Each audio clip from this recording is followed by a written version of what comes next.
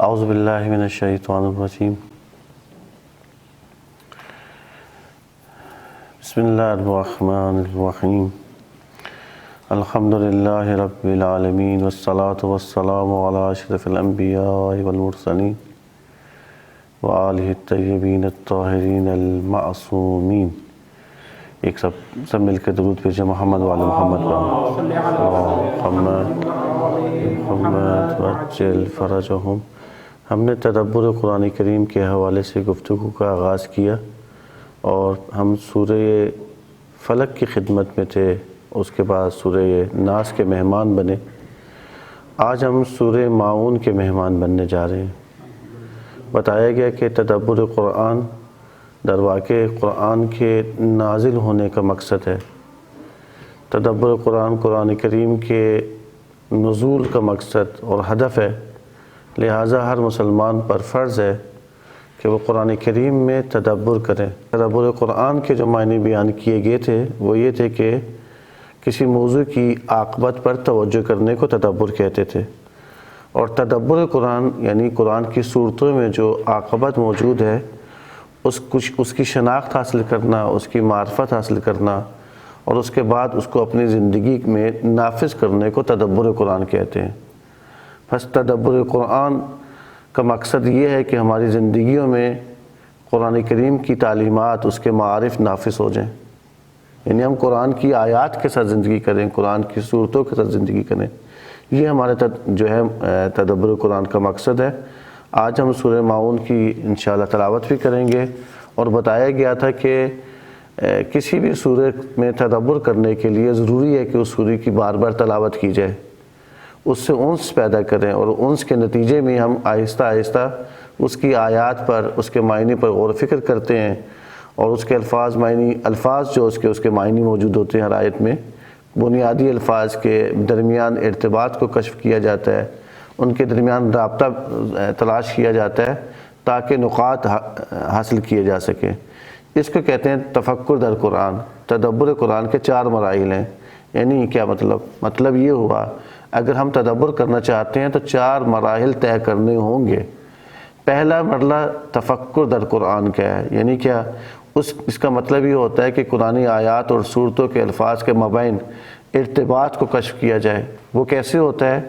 ہم الفاظ کے معنی کو سمجھتے ہیں اور اس کے درمیان جو ارتباط قائم کرنے کی کوشش کرتے ہیں کہ کیسے ہم جو ہے غور و فکر کر کے اس کے نقاط کو اخذ کیا جا سکے، اسے کہتے ہیں تفکر در قرآن۔ دوسرا مرحلہ جو بہت اہم ہے، جب انسان اچھا تفکر کر لیتا ہے، تفکر کا مطلب یہ ہوتا ہے کہ آپ ابھی موجود ہیں، آپ نے مطلوب تک سفر کرنا ہے، تو موجود سے مطلوب تک سفر کرنے کو تفکر کہا جاتا ہے۔ اور صورتوں میں تفکر کرنے سے مراد یہ ہے کہ ہر صورت میں انسان نے جس مطلوب تک پہنچنا ہے وہ موجود ہے، بتایا گیا سورہ میں، اس کا راستہ بھی بتایا گیا کہ کیسے اس نے مطلوب تک کا سفر کرنا ہے، کیونکہ تدبر قرآن در واقع انسان کو رشد و ارتقاء کی طرف لے کے جانا چاہتا ہے۔ تفکر در قرآن در واقع انسان کی زندگی میں جو ہے یہ چاہتا ہے کہ ایسی تبدیلی آئے کہ اس کی سعادت، یعنی اسے سعادت تک پہنچنا ہے، ہدایت تک پہنچنا ہے، اور تمام شعبہ زندگی میں اس کو ہدایت کی ضرورت ہوتی ہے۔ تو تدبر کے مرحلے میں سب سے اہم تفکر کا مرحلہ ہے۔ اگر ہم اچھے انداز میں تفکر کو انجام دیں گے تو ہم قرآن کریم سے معیار زندگی اور اصول زندگی اخذ کر سکتے ہیں۔ بس یہ تدبر کا دوسرا مرحلہ ہوتا ہے۔ پہلا مرحلہ تفکر در قرآن اور دوسرا مرحلہ جو ہے تعقل در قرآن ہوتا ہے، یعنی اصول زندگی، معیار زندگی کسی سورے سے حاصل کرنا۔ انشاءاللہ بھی ہم سورہ ماعون میں عملی مشق کریں گے۔ اور جب ہم تفکر کر لیتے ہیں، جب ہم تعقل کر لیتے ہیں تو اس کے نتیجے میں سورہ کے غرض و مقصد تک پہنچ جاتے ہیں کہ وہ سورہ ماعون کس لیے نازل ہوئی ہے، اس کا ہماری زندگیوں سے کیا تعلق ہے، ہم نے سورہ ماعون کے ساتھ کیسے زندگی گزارنی ہے۔ تو یہ وہ تیسرا جو ہے مرحلہ ہو جاتا ہے کہ ہم سورہ کے غرض و مقصد تک رسائی حاصل کرتے ہیں۔ اور چوتھا مرحلہ کیا ہوتا ہے؟ چوتھا مرحلہ یہ ہوتا ہے کہ طہارت۔ کیا مطلب؟ اس کا مطلب یہ ہوا کہ ہم نے نقاط سورہ سے اخذ کر لیے، ہم نے معیار زندگی اخذ کر لیے، ہم سورہ کے غرض و مقصد تک پہنچ گئے۔ اب ہم نے اس سورہ کو اپنی زندگی کا کیسے حصہ بنانا ہے، اس کے بارے میں پلاننگ کرنا، اس کے بارے میں سوچنا، اس کے بارے میں حکمت عملی طے کرنا کہ کیسے میں نے اس سورہ کو اپنی زندگی کا حصہ بنانا ہے، اس کو کہتے ہیں سورہ میں طہارت۔ اب عملی مشق کریں گے، لیکن ضروری ہے کہ سورہ کی تلاوت کریں۔ ہم سورہ کی تلاوت سے تدبر سورہ ماعون کا آغاز کرتے ہیں، سب مل کر سورہ ماعون کی تلاوت کریں گے۔ اعوذ باللہ من الشیطان الرجیم، بسم اللہ الرحمن الرحیم۔ ارأیت الذی یکذب بالدین فذلک الذی یدع الیتیم ولا یحض علی طعام المسکین فویل للمصلین الذین هم عن صلاتهم ساہون الذین هم یراؤون وَيَمْنَعُونَ الْمَاعُونَ۔ درود بھیجے محمد والے محمد پر۔ دیکھیں، ہر شخص وہ ہر چیز کا ایک ظاہر ہے اور اس کا ایک باطن ہوتا ہے۔ ممکن ہے ظاہری طور پر کوئی شخص دوسروں کا احترام کرے اور باطنی طور پر اس سے جو ہے آپ اس سے نفرت کریں۔ ظاہری طور پہ اس کے لیے ہمدرد ہو، لیکن باطنی طور پر وہ اس کے پیٹھ پیچھے خنجر جو ہے مار ڈالے۔ ایسے ہی نا، ایک شخص ظاہر ہے، اس کا ہو سکتا ہے، ایک شخص کا ہو سکتا ہے ایک چیز کا ایک باطن ہوتا ہے۔ ظاہری طور پر ایک شخص یہ ظاہر کرے کہ میں اس کی طرف متوجہ ہوں، میں توجہ کر رہا ہوں، جیسے کلاس میں یا اسکول میں ہوتا ہے، لیکن باطنی طور پر وہ جو ہے در حقیقت جو ہے کہ اس کا دھیان کہیں اور ہو۔ کلاس میں موجود تو ہے، پروگرام میں تو حاضر تو ہے ظاہری طور پہ، لیکن ہو سکتا ہے باطنی طور پہ وہ دھیان اس کا کہیں اور چلا جائے۔ اگر کوئی شخص کسی کا ظاہر کچھ اور ہو، باطن کچھ اور ہو، تو اس کی شخصیت ایک جھوٹی شخصیت ہو جائے گی نا۔ یہ علامت اس بات کی ہے، یہ نشانی اس بات کی ہے، جس کا ظاہر اور باطن ایک جیسا نہ ہو، ہم اس کو کہتے ہیں اس کی کاذب شخصیت ہے، اس کی ایک جھوٹی شخصیت ہے۔ ایسا شخص اگر اس کا ظاہر اور باطن میں پتہ چل گیا ہے، اگر شخص عملی طور پر باطنی طور پر دین پر ایمان نہیں رکھتا، لیکن ظاہری طور پر کہتا ہے میں دیندار ہوں، تو دعویٰ کرے گا، تو اس شخص کو ہم کہیں گے اس کا شخصیت میں دوہرا پن ہے، اس کی شخصیت میں ریا ہے۔ بس یہ سورہ ماعون کا سرنامہ یہ ہوا کہ یہ سورہ چاہتی ہے ہم خدا کی طرف، خدا کی جانب مکمل توجہ کریں اور اپنی شخصیت میں جو دوہراپن ہے اور اس کی ریاکاری سے اپنی زندگی کو الگ کریں اور ریاکاری سے اجتناب کریں، ریاکاری سے پرہیز کریں۔ بس ہر شخص کو چاہیے کہ واقعاً اب ابتدائی میں تو خدا سے دعا کرتے ہیں، ایسا نہ ہو کہ ہم ظاہری طور پر خدا پر ایمان لیں اور باطنی طور پر دیندار نہ ہو۔ دعا کرتے خدا کرے ہم ان افراد میں ہمارا اس میں شمار نہ ہو۔ ایک بار پھر درود بھیجیں محمد وآل محمد پر۔ محمد وآل محمد وعجل فرجوں۔ سورہ کا آغاز ایک سوال سے ہو رہا ہے، ارائیت الذی یکذب بالدین، کہ آپ نے اس شخص کو دیکھا ہے جو دین کو یعنی جزا و سزا کو یا یوم قیامت کو یا شریعت و دین کو جھٹلاتا ہے؟ کہ تم اس شخص کو جانتے ہو؟ کہ تمہیں پتہ ہے کو جو دین کے بارے میں مذاق کرتا ہے، جو رسول کی توہین کرتا ہے، جو انبیاء کی شریعت کو جھٹلاتا ہے، کیا تم اس شخص سے جانتے ہو؟ اب یہ سوال ہے، اس سوال کیا جا رہا ہے کہ یہ یقیناً کوئی بڑا اہم شخص ہوگا جس کے بارے میں پوچھا جا رہا ہے، یقیناً بڑی اہمیت کا حامل ہوگا، جس کی مذمت کی جا رہی ہے، ارائیت الذی یکذب بالدین، کہ تم نے اس شخص کو دیکھا ہے جو دین کو جھٹلاتا ہے، دین کی تکذیب کا باعث بنتا ہے۔ ہم یہ سمجھ رہے ہیں کہ یقیناً ہمارے غیم و کیا نام ہے گمان بھی نہیں ہے، تصور نہیں ہے کہ ہو سکتا ہے یہ یقیناً کوئی عجیب و غریب مخلوق ہوگی جس کے بارے میں کہا جا رہا ہے کہ یہ وہ افراد ہیں، ان کی خصوصیات بیان کی جا رہی ہیں جو دین کی تکذیب کا باعث بنتا ہے، دین کے انکار کرنے کا باعث بنتا ہے۔ اللہ تعالیٰ نے خود ان کا تعارف کروایا اگلی آیات میں، کہا جا رہا ہے فَذَلِكَ الَّذِي يُدُعُّ الْيَتِيمَ، یہ وہی افراد ہیں جو یتیم کو اپنے سے شدت سے دور کرتے ہیں۔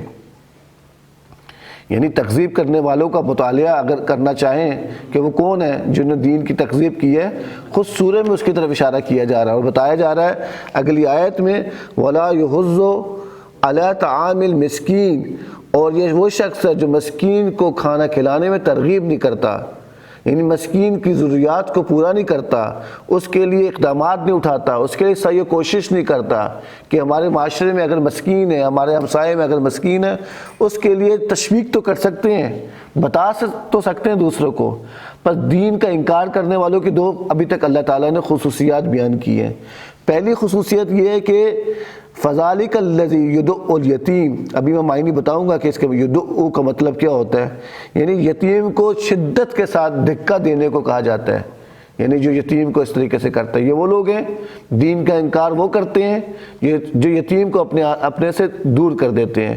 اور اگلی آیت میں کہا جا رہا ہے وَلَا يَحُضُّ عَلَىٰ طَعَامِ الْمِسْكِينِ، مسکین کے بارے میں، اس کی ضروریات کے بارے میں کوئی عملی اقدام نہیں کرتے۔ اللہ تعالیٰ ان خصوصیات کو بیان کرنے کے بعد کہتا ہے فَوَيْلٌ لِّلْمُصَلِّينَ، کہ ویل ہو ایسے، یعنی لعنت ہو ایسے شخص پہ یا ایسے نماز گزار پہ جو نماز میں سہو کرتے ہیں۔ سہو کا مطلب کیا ہوتا ہے؟ یعنی ان کی نماز میں غفلت ہے، ان کی نماز میں سستی ہے، وہ اپنی نماز میں غافل رہتے ہیں، وہ اس لیے نماز پڑھتے ہیں تاکہ ان کو دیکھا جائے۔ کہا جا رہا ہے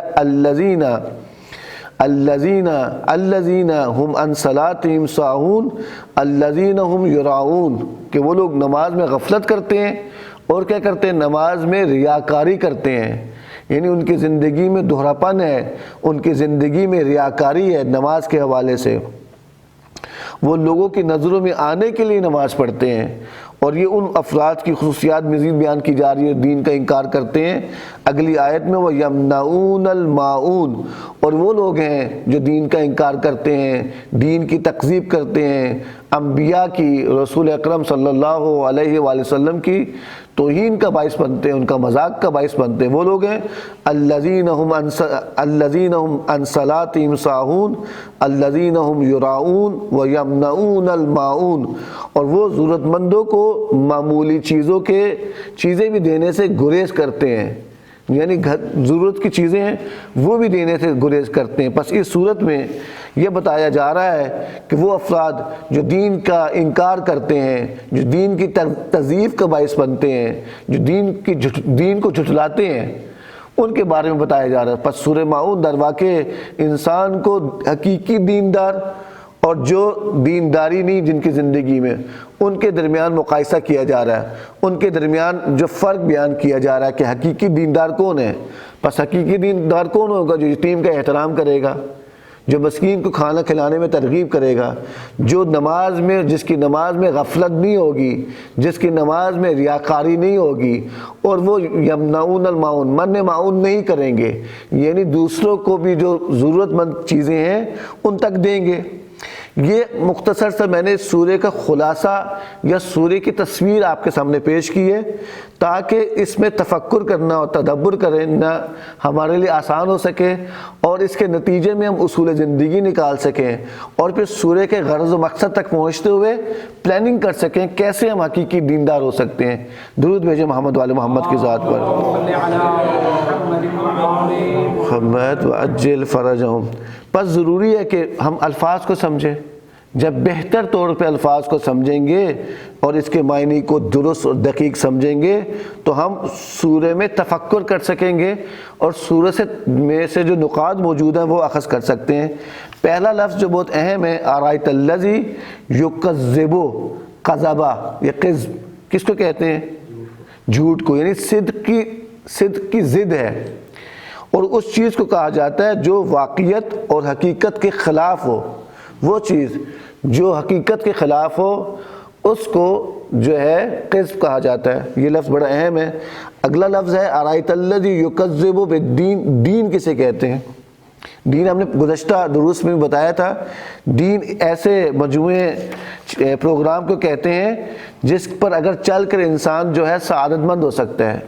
دین اس کو کہتے ہیں ایسے جامع پروگرام، ایسا مجموعہ جس کے ذریعے سے انسان ایک مطلوبہ ہدف تک پہنچ سکتا ہے، اس کو دین کہا جاتا ہے۔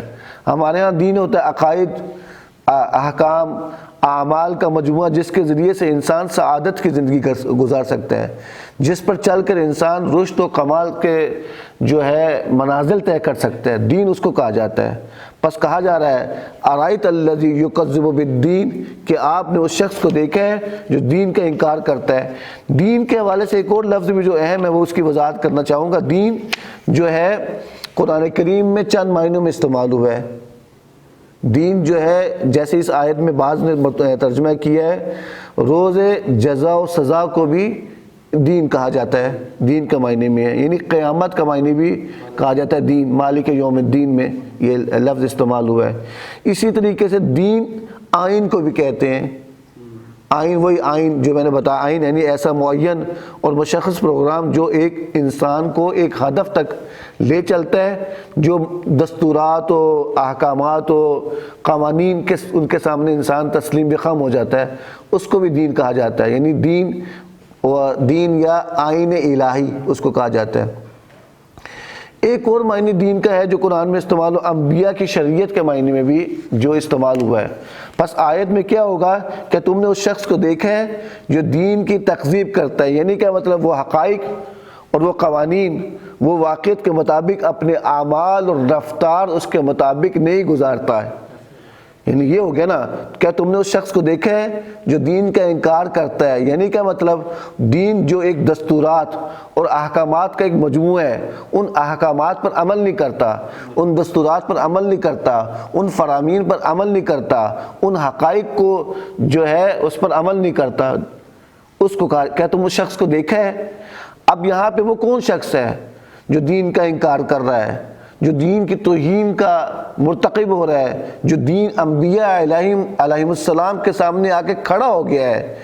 وہ کون شخص ہے جو رسول اللہ صلی اللہ علیہ وآلہ وسلم کی شریعت اور ان کی جو احکامات لائے ہوئے ہیں ان کے مذاق کا باعث بن رہا ہے، ان کی توہین کا باعث بن رہا ہے؟ کہا جا رہا ہے اس آیت کے بعد ایک ایسے انسان کی تصویر کشی کی جا رہی ہے، کہا جا رہا ہے فَذَلِكَ الَّذِي يَدُعُّ الْيَتِيمَ۔ یتیم کا مطلب کیا ہوتا ہے؟ یتیم یعنی اس چیز سے کہتے ہیں وہ شخص یا وہ چیز جدا ہو جانے کو کہا جاتا ہے، اس چیز سے جدا ہونا جس سے انسان کا تعلق ہو، جس سے انسان کی وابستگی ہو، اس سے جدا ہو جانا، اور اس کی جدا ہونے کے نتیجے میں وہ کمزور پڑ جائے، جو اس کی امور زندگی اس کے ہاتھ میں تھی، اس سے جدا ہونے کے ذریعے سے وہ کمزور ہو جائے، اس کو یتیم کہا جاتا ہے۔ یعنی سرپرست کے کھو دھونے کو بھی یتیم کہا جاتا ہے۔ یہاں پہ بھی لغت میں بھی یہی معنی کیا جا رہا ہے، یتیم کا مطلب کسی چیز کا اس سے جدا ہونا جس سے وہ جڑی ہو، اور کمزور پڑنے کو بھی یتیم کہا جاتا ہے۔ یتیم اسے کہتے ہیں جو اپنی امور زندگی کے سرپرست کو کھو دے، اس کو یتیم کہتے ہیں۔ اب جو تعارف کروایا جا رہا ہے اس آیت میں فَذَلِكَ الَّذِي يَدُعُّ الْيَتِيمَ، یعنی کیا؟ یعنی یتیم سے وہ شخص جو یتیم کو کیا کرتا ہے؟ دھکے دیتا ہے۔ اب یدعو کا معنی کیا ہے؟ اس کا مطلب ہے کہ دعا اس کا اصلی لفظ ہے، مادہ ہے، جس سے یدعو کا لفظ لیا گیا ہے، جس کے معنی سختی اور شدت کے ساتھ کسی کو دور کرنا جس میں نرمی کا پہلو نہ ہو۔ عجیب و غریب، یعنی بڑا اہم نقطے کی طرف اشارہ کیا جا رہا ہے۔ یعنی جو شخص یتیم ہے، جو اپنے سرپرست کو کھو چکا ہے، جس کے امور زندگی گزارنے کے لیے اب اس کے پاس کوئی شخص ہی نہیں ہے جو اس کی سرپرستی کر سکے، اور کمزور بھی ہو گیا ہے، مادی حوالے سے معنوی حوالے سے دونوں معنی کیے جا سکتے ہیں، ایسے میں اس کو سرپرست کی ضرورت ہے، ایسے میں اس شخص کو سہارے کی ضرورت ہے، ہم اس کا سہارا نہ بنے اور اس کو شدت سے اپنے سے دور کر دیں۔ ہمارے معاشرے میں بہت سارے یتیم ہیں، ہمارے خاندان میں، ہمارے ہمسایوں میں۔ اگر ہم یتیم کا احترام نہیں کریں گے، یتیم کے حوالے سے فکر مند نہیں ہوں گے، یتیم کی ضروریات کو پورا نہیں کریں گے، اس کا مطلب یہ ہوگا ہم نے دین کی تکذیب کی ہے، ہم نے انبیاء علیہ السلام کی شریعت کا انکار کیا ہے، ہم نے کیا کیا؟ قیامت روز جزا کو جھٹلایا ہے۔ اگر آپ کی زندگی میں یتیم کا احترام نہیں، آپ کی زندگی میں یتیم کے بارے میں فکر مند نہیں، اس کی ضروریات کو پورا کرنے کی بجائے آپ چاہتے ہیں اس کے مال و وسائل اور امکانات پر قبضہ کر لیں۔ آج کل تو یہ ہوتا ہے نا، آج کل یہ ہے، یا فرض کریں وہ بچہ جب اپنے والد کے ساتھ آتا تھا، ابھی والد جب حیات میں تھے، آپ اس بچے کا بھی احترام کر رہے ہوتے تھے، آپ اس کو بھی گود میں اٹھا رہے ہوتے تھے، ایسی ہے نا۔ اب باپ اس کا چلا گیا ہے، وہ یتیم ہو گیا، کھو دیا ہے، کمزور پڑ گیا ہے، ابھی اس کی ضرورت تھی کہ آپ اس کو قوی کرتے، اس کا سہارا بنتے، آپ جو ہے اس کو بڑے جو ہے نفرت سے اپنے سے دور کر دیتے۔ اس کا مطلب یہ ہے کہ جو یہ کرتا ہے ایسا وہ حقیقی دیندار نہیں ہے، اس کی زندگی میں دھوڑا پن ہے۔ باپ کی وفات سے پہلے تو آپ اس کی بڑی عزت و احترام کر رہے تھے، اس کا باپ اس دنیا سے چلا گیا ہے تو آپ کی ایک زندگی ایک جھوٹی زندگی تھی، ایک کاذب زندگی تھی، ظاہر کچھ اور تھا، باطن کچھ اور تھا۔ یہ سورہ اسی کے بارے میں آئی ہے کہ انسان کو بتائے کہ انسان کی شخصیت، یہ صورتیں ایک طرح کی آئینہ ہمارے لیے ہیں، یہ آئینہ ہے، ایک باطن ہمارے باطن کو بیان کر رہی ہوتی ہیں۔ سورہ ماؤن بھی یہی کر رہی ہے، سورہ ماؤن ہمیں بتا رہی ہے کہ تم آیا واقعی حقیقی دیندار ہو یا نہیں ہو۔ تو بس یہ ہو گیا، یہ معنی بہت اہم تھے، یہ الفاظ کو سمجھنا بڑا ضروری تھا۔ بس وہ شخص جو دین الہی کا تکذیب کا مرتکب ہوتا ہے وہ ایسا شخص ہے جو یتیم کو شدت کے ساتھ اپنے سے دور کرتا ہے، اس کے مسائل حل کرنے کے لیے کوشش نہیں کرتا، اس کی مدد کرنے کے لیے کوئی عملی اقدامات نہیں کرتے۔ اس کے بعد اللہ تعالیٰ فرما رہا ہے وَلَا يَحُضُّ عَلَىٰ طَعَامِ الْمِسْكِينِ، يحض حضہ اس کا اصل مادہ ہے جس کے معنی ترغیب دلانے کے ہیں۔ لغت میں بھی مزید دیکھ لیتے ہیں کہ اس کے معنی یہ بیان کی گئے، کسی ایسی چیز کے لیے ترغیب دلانا جو انسان کی شان میں نہ ہو، چاہے اس کے معیار اعتباری ہوں یا خیالی ہوں۔ میں اس کی وضاحت کروں گا، مزید واضح ہو جائے گا۔ دیکھیں، میرے پاس فرض کے وسائل نہیں ہیں، لیکن مجھے پتہ ہے کہ ایک مسکین ہے ہمارے اطراف میں، ہماری زندگی کر رہا ہے۔ مسکین کے معنی بیان کر دوں تو اور واضح ہو جائے گا۔ مسکین کسے کہتے ہیں؟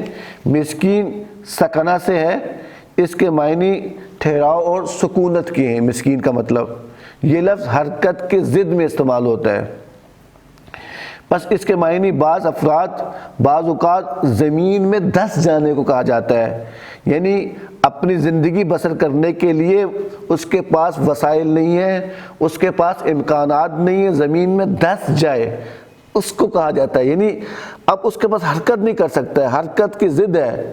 ایک ہے یتیم، یتیم کے بارے میں تو بتایا میں نے، اس کی وضاحت کی۔ مسکین اسے کہتے ہیں جو واقعاً زمین گیر ہو جائے، زمین پر دھس جائے، اپنی زندگی کو بسر کرنے کے لیے اس کے پاس کوئی وسائل بھی نہ ہو جائے، زمین گیر اسے کہا جاتا ہے۔ یہاں پہ بس سکونت اور ٹھہراؤ کی حالت جہاں نہ ہو جو ہے اس کو سکنہ یا ساکن کہا جاتا ہے۔ یہ سکونت ہو سکتا ہے مادی اعتبار سے بھی ہو اور یہ ہو سکتا ہے معنوی اعتبار سے بھی ہو سکتے ہیں۔ بس یہاں پر جو بہت اہم لفظ ہوگا، میں نے بتایا کہ وہ لفظ بھی بتایا کہ اب ایسے میں جو مسکین کو کھانا کھلانے کے حوالے سے ترغیب نہیں کرتا، عملی اقدامات نہیں کرتا، سعی و کوشش نہیں کرتا، اپنے شان کو، اپنی حیثیت کو درمیان میں لے آتا ہے کہ میری تو بڑی ایک شخصیت ہے، میں دفتر میں میری ایک پوسٹ ہے، میں کیوں کہ ہمارے جو ہے جا کے ترغیب دلاؤں کہ ہمارے ہمسائے میں، ہمارے خاندان میں، ہمارے گلی محلے میں مسکین رہتے ہیں۔ جو نہیں کرتا ایسا تو خدا کی نظر میں وہ دین کا انکار کر رہا ہے، دین کی سستی کا باعث بن رہا ہے، دین کی تکذیب کا باعث بن رہا ہے۔ یہ بہت اہم نکتہ ہے۔ دیکھیں میری ایک حیثیت، میں امام جماعت ہوں، میں نماز پڑھاتا ہوں تو میرے پیچھے بہت سارے افراد نماز پڑھتے ہیں، نمازی ہیں، امام جمعہ ہوں، ہزاروں لوگ آتے ہیں۔ میں جمعے میں اعلان نہیں کر سکتا مساکین کے بارے میں، نہیں بتا سکتا کہ ہمارے معاشرے میں اس محلے میں اتنی مسکین ہیں، یہ لوگوں کو تشویق دلاؤں۔ اگر میں ایسا کام نہیں کروں گا، کر سکتا ہوں، میری ایک شان ہے، میں تو بڑا ایک مجتہد بن گیا ہوں، میں ایک عالم دین ہوں، میری تو بڑی لوگ عزت کرتے ہیں، میں اگر یتیموں کے بارے میں، مسکینوں کے بارے میں ترغیب دلانا شروع کر دوں گا کہ مولانا صاحب کو کیا ہو گیا ہے، مولانا، میں اپنی توہین محسوس کرنا شروع کر دوں، اگر میں اپنی زندگی اس طرح شروع کر دوں گا، یہ رفتار ہوگا میری زندگی میں کہ میں مسکین اور یتیم کے بارے میں لوگوں کو ترغیب نہیں دلاؤں گا، یہ بھی دین کے انکار کرنے کا باعث بنتا ہے۔ اللہ تعالیٰ نے اس آیت میں بیان کیا سورہ ماؤن میں، جو یتیم کے حوالے سے یا مسکین کے حوالے سے کوشش نہیں کرتے۔ خوب درود بھیجے محمد والے محمد پر، محمد وعجل فرجہم۔ اگلی آیت جو بہت اہم ہے اس کی طرف آگے وضاحت کرتے ہیں، پھر انشاءاللہ تفکر کرنے کے بعد، ان الفاظ کی وضاحت کے بعد، نقاط بیان کرنے کے بعد ہم کوشش کریں گے اس سے اصول زندگی اور معیار زندگی حاصل کر سکیں۔ تفکر کے 4 مراحل ہیں، تدبر کے 4 مراحل ہیں۔ پہلا مرحلہ سورت میں تفکر کرنا، دوسرا مرحلہ سورت میں تعقل کرنا، اور تیسرا مرحلہ جو ہے سورہ کے غرض و مقصد تک رسائی حاصل کرنا، اور چوتھا مرحلہ جو بہت اہم ہے، جو آپ نے نقاط حاصل کر لیے ہیں اس کو اپنی زندگی کا حصہ بنانا، طہارت اور پاکیزگی کی وجہ سے۔ کچھ نئے افراد آئیں تو میں نے کہا یہ 4 مراحل آپ کو بتا دوں تدبر کے حوالے سے۔ ہم پہلا مرحلہ کر رہے ہیں۔ پہلا مرحلہ یہ ہوتا ہے کہ سورہ کے الفاظ کے درمیان جو ارتباط ہے، کشف ہے، ان الفاظ کے معنی کی روشنی میں دریافت کرنا، وہ ہم بیان کر رہے ہیں۔ خوب، اگلی آیت جو بہت اہم ہے، جو ہم نے بیان کی تھی کہ فوائل للمصلین، فوائل للمصلین، وائل کسے کہتے ہیں؟ وائل کا مطلب یہ ہوگا کہ یہ لفظ شدت مذمت کے لیے یا کسی کے لیے بد دعا کے لیے استعمال ہوتا ہے۔ جب کسی کو بد دعا کرنی ہو یا کسی کی مذمت کرنی ہو تو یہ ویل کا لفظ استعمال ہوتا ہے۔ ویل اس بڑی مصیبت کو بھی کہا جاتا ہے جو انسان کی ہلاکت کا باعث بنتا ہے۔ ہلاکت و نماز گزاروں کو یہ کہا جا رہا ہے، مذمت کی جا رہی ہے نماز گزاروں پر، اور کہا جا رہا ہے کہ جو ہے ایسے افراد کے لیے بد دعا کی جا رہی ہے، ایسے افراد کے لیے۔ کیوں؟ اس کی وجہ ہے اگلی آیات میں اس کی وضاحت کی جا رہی ہے کہ آیت یہ ہے کہ دوبارہ سے ان آیات کی تلاوت کرتے ہیں، آپ لوگ پڑھیں۔ ارائیت الذی یکذب بالدین فذلک الذی یدع الیتیم ولا یحض علی طعام المسکین فویل للمصلین۔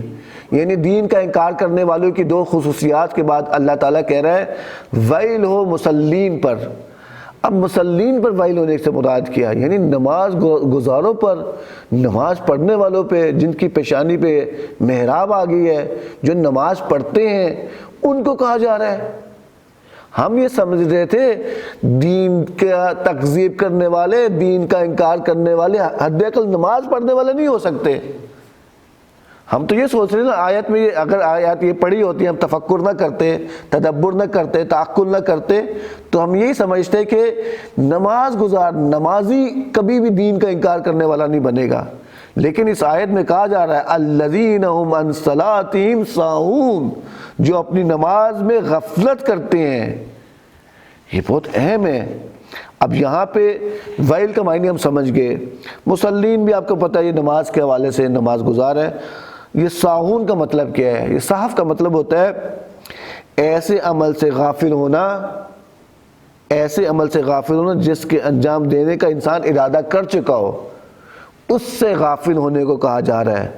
بس یہاں پہ آیت میں یہ وضاحت کی جا رہی ہے کہ وہ نمازی جو اپنی نماز میں سستی کرتے ہیں، جو اپنی نماز میں غفلت کرتے ہیں، جو اپنی نماز کو اہمیت نہیں دیتے، ان کے حوالے سے کہا جا رہا ہے ویل ہے، ہلاکت ہے، نابودی ہے، بد دعا کی جا رہی ہے ایسے نمازوں کے لیے جو نماز میں غفلت کرتے ہیں۔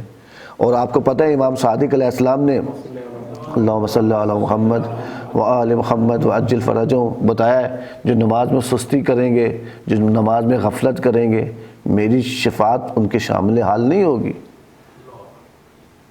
خدا نہ خواستہ میں نماز میں سستی کروں، میں نماز کو اہمیت نہ دوں، اور میں کہوں مجھے ابھی کام ہے، بعد میں نماز کر لوں گا۔ معمولاً ایسا ہوتا ہے نا، شہید رجائی کہتے ہیں، بڑا پیارا جملہ ان کا، شہید رجائی وہ فرماتے ہیں نماز کو نہ کہو کہ کام ہے، کام کو نماز ہے، نماز کا وقت آپ پہنچا ہوا ہے۔ ایک جملہ بسا اوقات انسان کی زندگیاں بدل دیتا ہے۔ بہت خوبصورت بات کی ہے۔ ہم اپنی زندگی میں کاموں کو ترجیح دے رہے ہوتے ہیں، نماز کا وقت آ جاتا ہے، ابھی وقت ہے، ابھی نماز پڑھ لوں گا۔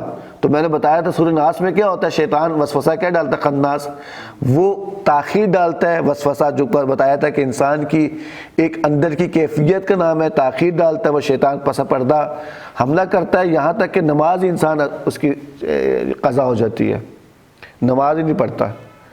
تو شر سے محفوظ رہنے کے لیے ہم نے کہا تھا کہ رب فلک کی پناہ میں آنا ہے، رب ناس کی پناہ میں آنا ہے، رب الہ کی پناہ میں آنا ہے۔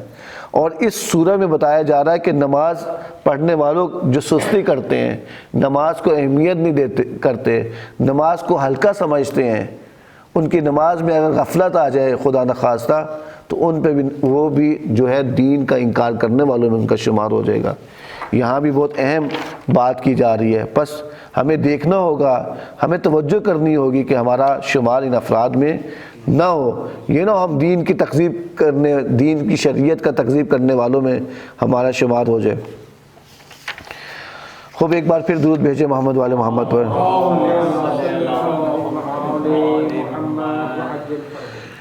اب یہاں پہ ایک اور بھی نقطے کی طرف اشارہ کرنا چاہتا ہوں کہ نماز میں غفلت کرنے والوں کے ایک آدھی اور مثال بتانا چاہتا ہوں، جو نماز میں نماز کے آداب کا خیال نہ رکھے، نماز کی حقیقت کو نہ سمجھے، وہ بھی جو ہے غفلت کے معنی میں شمار ہوتا ہے۔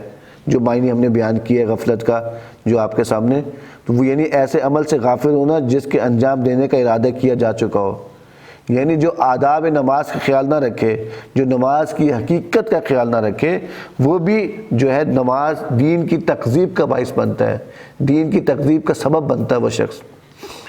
اور آخرت میں بھی اب نماز گزار جو نماز پڑھنے والا صحف کرتا ہے، مرتقب ہوتا ہے، اسے حقیقت دین اور عاقبت اور قیامت اور آخرت کا، اس کی عاقبت کا توجہ نہ رکھتا ہو، وہ بے توجہ کرتا ہو، اس کی نماز میں اخلاص نہ ہو، اس کی نماز میں خضوع و خشوع نہ ہو، میں اپنی بات کر رہا ہوں، اس کا مطلب میرا بھی دین کا سے کوئی تعلق نہیں رہے گا۔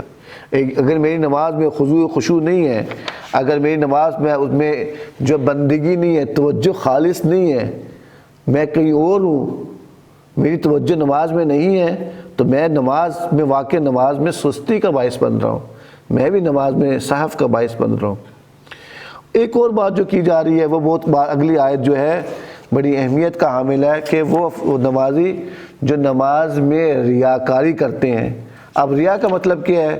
ریا کا معنی کیا گیا ہے کہ جو دکھاوا جو کہا جاتا ہے اس کو ریا کہا جاتا ہے، جس کی زندگی میں دغلا پن آ جائے، دکھاوے کے لیے آ جائے، اس کو کہا جا رہا ہے کہ لوگ بس اوقات یہ ہوتا ہے کہ ایک دینی ماحول ہے، ایک زندگی گزار رہے ہیں، تو اس زندگی میں نماز بھی پڑھ رہا ہے، لیکن نماز اس اپنے اہداف کو حاصل کرنے کے لیے نمازی ہو گیا ہے کہ مجھے کہیں جاب مل جائے، میں آیا ہوں کسی مذہبی ادارے میں، کسی مذہبی تنظیم میں اپنی جاب کے لیے، تو میں اس لیے اپنے آپ کا ظاہر نمازی ہو جیسے میں بنا لوں، جب مجھے اپنی وہاں پہ جو کام مل جائے اور پھر جو ہوں میں نماز اپنی زندگی میں پھر کہیں نظر ہی نہ آئے، تو اس کے لیے بھی کہا جا رہا ہے ایسے افراد جو اپنے اہداف کی خاطر دوسروں میں نظر آنے کے لیے نماز پڑھتے ہیں، وہ بھی دین کی تکذیب کا باعث بنتے ہیں۔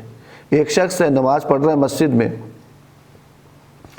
نماز پڑھ رہا ہے اور اکیلا نماز پڑھ رہا تھا، تو اسے اچانک محسوس ہوتا ہے کہ پیچھے کوئی آ گیا ہے، تو اس نے نماز بڑے خضوع و خشوع اور بڑے تجوید کا خیال رکھتے ہوئے نماز کی ادائیگی کرنا شروع کر دی۔ جب نماز ختم ہوئی آپ دیکھیں گے وہ پیچھے کتا آیا ہوا تھا، ایک حیوان تھا، ایک جانور پست تھا، نجس، تو میری نماز کہاں چلے گی؟ یہ کیسی نماز ہے کہ میری زندگی میں ایسی نماز آ گئی کہ میں دکھاوے کے لیے آ جائیں، لوگوں میں نام و نمود کے لیے جو ہے آ جائے انسان نماز۔ اور نماز بس اوقات انسان اتنی یہ نماز اہم ہے، بس اوقات نماز میں خود بینی بھی آ جاتی ہے، میں تو بڑا نمازی ہوں، میں تو بڑا مسجدی ہوں، میں تو اول وقت میں یعنی نماز پڑھتا ہوں اور اول صف میں جا کے نماز پڑھتا ہوں۔ ایسا ہے نا، میں معاشرے کی آپ کو مثالیں دے رہا ہوں، میں اپنی بات کر رہا ہوں۔ بس اوقات یہ ہوتا ہے تاریخ میں بھی ڈالتے ہیں، نظر ڈالتے ہیں، تو ایسے نمازی ہمیں جو ہیں کربلا میں بھی نظر آتے ہیں، قاری قرآن بھی کربلا میں تھے، نمازی بھی کربلا میں تھے، جن کو دیکھ کر انسان جو ہے شرما جاتا ہے، جو لشکر یزید میں تھے۔ اب ان کے درمیان ارتباط کشف کرنا بڑا ضروری ہے۔ آخری آیت وَيَمْنَعُونَ الْمَاعُونَ، ایک اور جو خصوصیت بیان کی جا رہی ہے وہ افراد ہیں جو دین کا انکار کرتے ہیں، جو من معون کرتے ہیں۔ معون کا مطلب کیا ہوتا ہے وہ میں بتاتا ہوں آپ کو۔ میم این نون اس کا اصلی مادہ ہے، معن سے لیا گیا ہے، کسی کام میں نرمی اور اعتدال کو کہا جاتا ہے۔ اور آگے کہا گیا کہ اس کے مختلف موضوعات ہیں، یعنی مختلف موضوعات میں اس کے معنی بدل جاتے ہیں۔ اس کا مطلب کسی کام میں نرمی اور اعتدال کو کہا جاتا ہے اور مختلف موضوعات میں مختلف معنی بدل جاتے ہیں۔ کہتے ہیں پانی کے لیے استعمال ہو تو اس کے لیے گوارا اور میٹھا ہونے کے معنی میں استعمال ہوتا ہے۔ کسی بھی تحریک کے لیے استعمال ہو تو اس میں نرمی آ جائے، اس کے لیے استعمال ہو، آسان بن جائے، اس کے معنی میں استعمال ہوتا ہے۔ گھر کی چیزوں کے لیے بھی استعمال ہوتا ہے تو اس کا مطلب وہ چیزیں ہیں جو عام طور پر سب گھروں میں پائی جاتی ہیں۔ انفاق کے ساتھ استعمال ہو تو اس کا مطلب وہ چیزیں ہیں جو لوگوں کے درمیان معروف ہوں اور ناشناختہ نہیں ہوتی، سب کے بارے میں سب کے گھروں میں ہوتی ہیں، یعنی وہ ضرورت کی چیزیں جسے کہا جائے، ضرورت کی چیزوں سے من کرنا۔ من کا مطلب ہوتا ہے کہ انسان کسی ایسے کام یا ایسے فعل کو انجام دینے کے لیے بہانہ تراشی کرے جو وہ انجام دے سکتا ہو، من اسے کہا جاتا ہے، یا کسی کام کو انجام دینے کی راہ میں خلل پیدا کرے، من اسے کہا جاتا ہے۔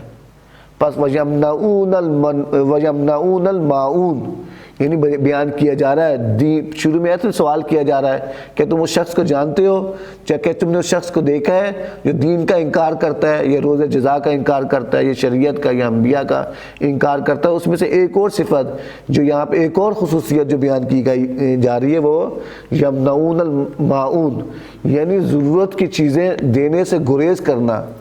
جو آپ کے پاس گھر میں موجود ہیں آپ نہ دیں۔ مثال کے طور پہ اب ماہ رمضان ہے، آپ ہمارے گھروں میں معمولاً مہمان آتے ہیں، افطاری ہوتی ہیں، ہم لوگ صلہ رحمی کرتے ہیں۔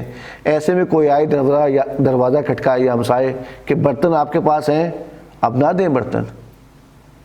آپ کے پاس مثال کے طور پر جو ہے فرض کریں پائپ چاہیے، پائپ کا کیا ہوتا ہے، بس انہیں چھڑکاؤ کرنا ہے نا، تھوڑا سا جو آگے ہے گرمی ہے تو آپ پائپ، ہم نہ دیں پائپ۔ موٹر سائیکل میرے پاس ہے، میرا دوست میرا بھائی مجھ سے موٹر سائیکل مانگنے نہ دیں۔ یونیورسٹی کالجوں میں نوٹس ہیں، ایک دن میں مریض ہو گیا، میں اسکول نہیں جا سکا، میں کام پہ نہیں جا سکا، میں نے پوچھ لیا، ہم اس کو منع کر دیں تو یہ بھی من معاون میں آتا ہے۔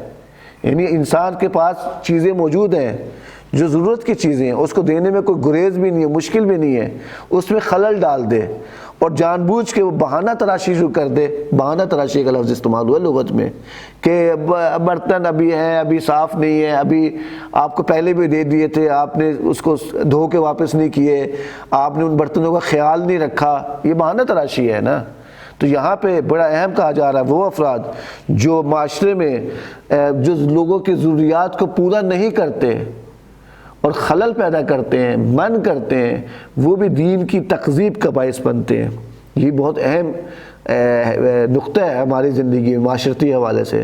معمولاً ہم دیکھتے ہیں ہم یہ چیزیں کر رہے ہوتے ہیں تو لہٰذا ہم بھی دین کی کمزوری کا باعث بنتے ہیں، ہم بھی دین کی سستی کا باعث بن رہے ہیں، ہم بھی جو ہے دین کے انکار کرنے کا باعث بنتے ہیں، دین کا مذاق کا باعث بن رہے ہیں۔ ہمیں دیکھ کے، ہم مسلمان ہیں، ہمیں ہمارے اعمال اور رفتار کو دیکھ کر لوگ مسلمان ہوں گے نا، کہ مسلمانوں کا یہ کردار ہے، مسلمانوں کی یہ رفتار ہے، مسلمانوں کا یہ اخلاق ہے۔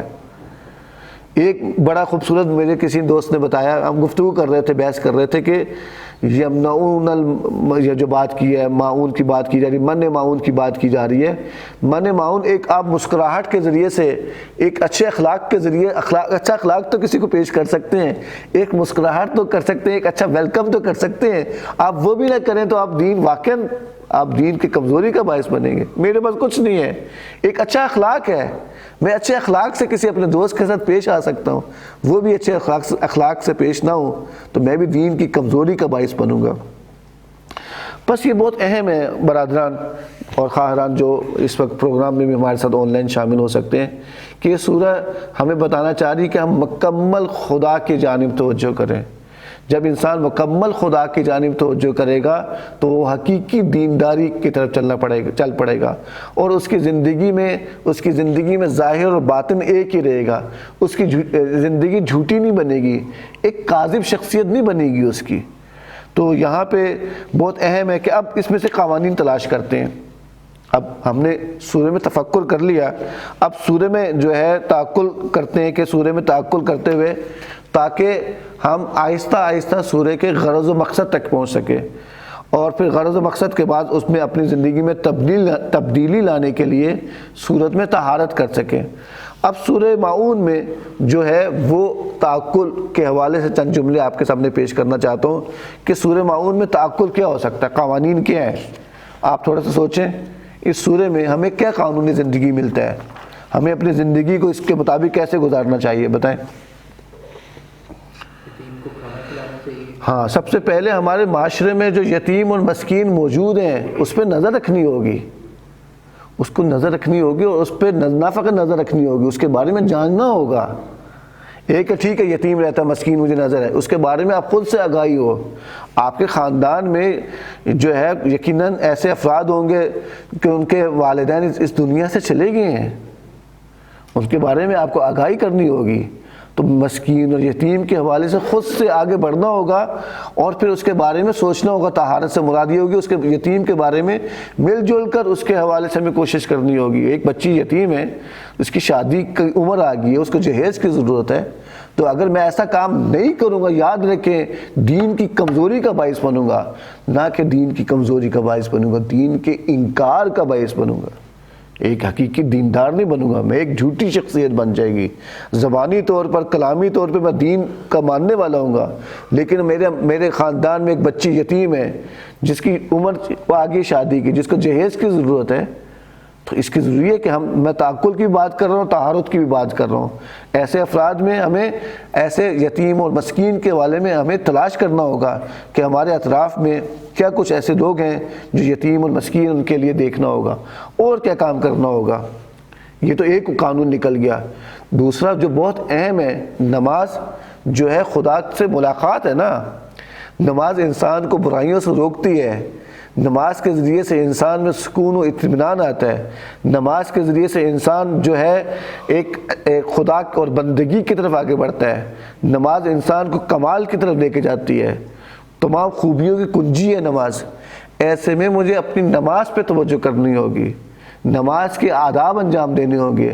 اگر میں دیکھوں میری نماز میں کئی کمی ہے، میری نماز میں اگر سستی ہے، نماز میں غفلت ہے، تو اس کے لیے مجھے ابھی سے جو یہ قانون ہو گیا کہ اپنی نماز کو درست کرنا ہے، اپنی نماز کو ریاض سے بچانا ہے، یہ قانون بنا لیا نا۔ اپنی نماز میں سہو نہیں لانا ہے۔ اس کی طہارت کیا ہو جائے گی؟ اس کی طہارت یہ ہو جائے گی کہ نماز کے بارے میں منصوبہ بندی کرنی ہے۔ مجھے اپنی نماز کے بارے میں مجھے پتہ ہے صبح کی نماز میری قضا ہو جاتی ہے، مجھے معلوم ہے، تو اس کے لیے میں سوچوں میں نے کیا کرنا ہے، اس کے لیے پلاننگ کروں۔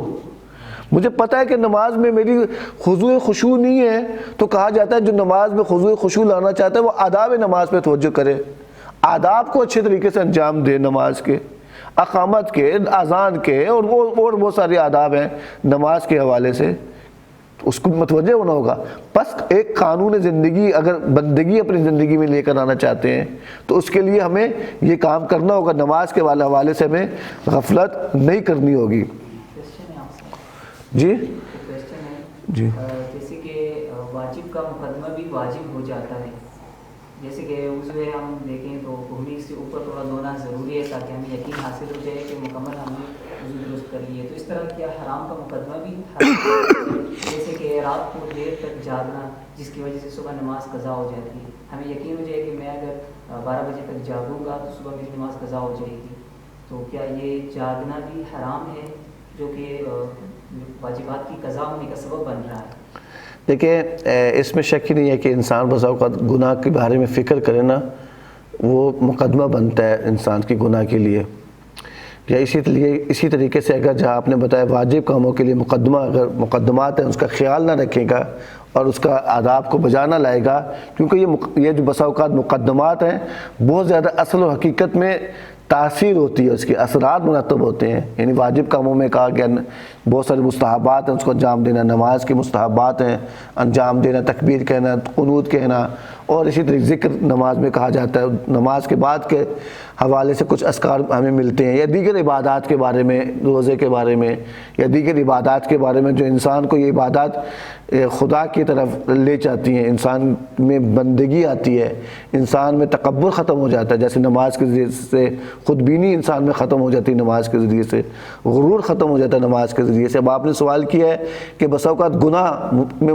مرتکب ہونے کا اندیشہ ہو، تو ایسے میں اس کے مقدمات کا کیا کرنا ہوگا، اس کا خیال رکھنا نہیں رکھنا۔ میں یہاں کہوں گا دیکھیں ابھی وہ گناہ انجام نہیں دیا، آپ نے گناہ انجام نہیں دیا تو آپ کے کھاتے میں کیوں لکھا جائے گا؟ واجبات کے بارے میں ہے، عبادات کے بارے میں ہے مقدمات، لیکن گناہ اور اس حوالے سے کوئی ایسی بات نہیں ملتی کہ آپ نے ابھی گناہ سرزد نہیں ہوا۔ خدا رحمان اور رحیم ہے کہ آپ کے کھاتے میں جو ہے گناہ لکھ دے۔ ہاں آپ کوشش کریں، آپ جو ہیں جلدی سوئیں، آپ اپنے آپ کو نصیحت کریں، تذکر دیں اپنے گھر والوں کو کہ جلدی سوئیں، آپ شور نہ کریں، جو بھی فضا ہے اس کے لیے کوشش کریں۔ اس کوشش کا اجر ملے گا، الٹا اس کوشش کا اجر ملے گا۔ آپ کی نماز خدا نہ خواستہ میری نماز اپنی قضا ہو جائے، اس کوشش کا اجر ملے گا، لیکن یہ کہ ابھی آپ نے کوئی گناہ انجام نہیں دیا تو ہمیں خیال اس کا کوئی گناہ نہیں ہے، اور یہ کہ کوشش کرنی چاہیے، اس سے اجتناب کریں، پرہیز کریں۔ یہ میں اس کا جواب دوں گا۔ بہت اہم سوال تھا، نوجوان معمولاً اس طرح کا سوال کرتے ہیں۔ ہم بات کر رہے تھے کہ ہم مہمان ہیں سورہ ماعون کے۔ سورہ ماعون میں ہمیں یہ بات بتائی جا رہی ہے کہ یہ سورہ کا غرض میں سمجھتا ہوں ہو سکتا ہے، مقصد ہو سکتا ہے کہ ہم سورہ خدا کی طرف مکمل توجہ کریں، یہ اس کا مقصد بن سکتا ہے جو ہمیں سمجھ آیا ہے، اور اپنی زندگی میں شخصیت کو کاذب اور جھوٹی شخصیت نہ بنائیں، ہمارا ظاہر اور باطن ایک ہو جائے، یہ اس کا سورہ کا جو بن سکتا ہے۔ اور ریاکاری کیا ہے، اس کے اسباب کو تلاش کریں۔ طہارت میں آ جاتے ہیں، طہارت میں آ جاتے ہیں کہ نماز میں ریاکاری نہیں ہونی چاہیے، کیونکہ آج تدبر کے 4 مراحل ہیں۔ ہم نے تفکر کر لیا، تعقل یہ جو آپ بیان کر رہے تھے، ہم نے قوانین اور معیار زندگی بیان کر لیے، اس کے ساتھ میں نے طہارت کے 4 نقطے بھی بیان کیے، سورہ کا مقصد بھی سمجھ گئے۔ سورہ ماعون ہمیں حقیقی دیندار بنانے کے لیے آئی ہے، اور ہم یہ چاہتی ہے سورہ ماعون کہ ہم مکمل توجہ خدا کی طرف لے کر آئیں، اپنی زندگی میں ریا اور دہراپن نہ لے کر آئیں، یہ سورہ کا غرض و مقصد ہے۔ اب اس میں سے ایک بات جو تھی بڑی اہم ہے کہ ہمیں نماز پہ توجہ دینی ہے، میری نماز میں غفلت نہیں آنی چاہیے۔ وہ جیسے انہوں نے سوال کیا، اب بھی سے دیکھوں نماز میں غفلت کیسے آتی ہے، اس کے مصادیق کو تلاش کرنا ہوگا۔ غفلت کیسے نماز میں آتی ہے وہ دیکھوں، نماز میں ریاکاری کے اسباب کیا ہیں، کس وجہ سے ریاکاری آتی ہے، اس کی پلاننگ کروں، اس کی تیاری کروں کہ میری زندگی میں ریا نہ آئے، خصوصاً نماز کے حوالے سے ریاکاری نہ آئے کہ میں شرک کا مرتکب ہو جاؤں۔ تو اس کے لیے ہمیں سوچنا ہوگا وہ اور ریاکاری کے کیا نقصانات ہیں۔ نماز کی ہر چیز ہفت ہو جاتی ہے، نابود ہو جاتی ہے اگر نماز میں ریاکاری آ جائے، تو اس کی نماز کے حوالے سے یا دین اسی طریقے سے مجھے دیکھنا یہ ہوگا، یتیم کی جانب توجہ کروں، مسکین کی جانب توجہ کروں، اس کے لیے پلاننگ کرنی ہوگی۔ جیسا کہ میں نے پہلے بھی بیان کیا کہ ہمیں ضرورت مند افراد کی شناخت کرنی ہوگی، اور دوسروں کو ترغیب کرنے کے لیے دیکھنا ہوگا کیسے میں آیا زبان کے ذریعے سے، اپنے عمل کے ذریعے سے بھی ترغیب کر سکتا ہوں مسکین کے حوالے سے، یتیم کے حوالے سے۔ تو اس کے لیے بھی ہمیں پروگرام طے کرنا ہوں گے تاکہ ہم اس سورہ پر عمل کر سکیں۔ یہ سورہ ماعون کا مختصر سا میں نے آپ کے سامنے تفکر، تعقل اور سورہ کا غرض و مقصد بیان کیا، اور آخر میں سورہ کی طہارت کے حوالے سے بھی پلاننگ کے لیے چند نکات آپ کے سامنے پیش کیے۔ ایک دعا کرتے ہیں، اللہم صلی علی محمد وآل محمد، اللہم صلی علی محمد وآل محمد۔ پروردگارا، یہ ماہ رمضان ماہ بندگی ہے، ماہ مغفرت ہے، ماہ رحمت ہے، اس میں ہمیں قرآن کریم کو سمجھنے اور اس میں تفکر کرنے، تعقل کرنے اور اس سے اصول زندگی اخذ کرنے اور پھر اس پر عمل کرنے کی ہمیں توفیق عنایت فرمائے، اور پھر اس کے پیغامات کو پھیلانے میں بھی اللہ تعالی ہمیں توفیق عنایت فرمائے۔ والسلام علیکم ورحمۃ اللہ وبرکاتہ۔ اللہم صلی علی محمد وآل محمد۔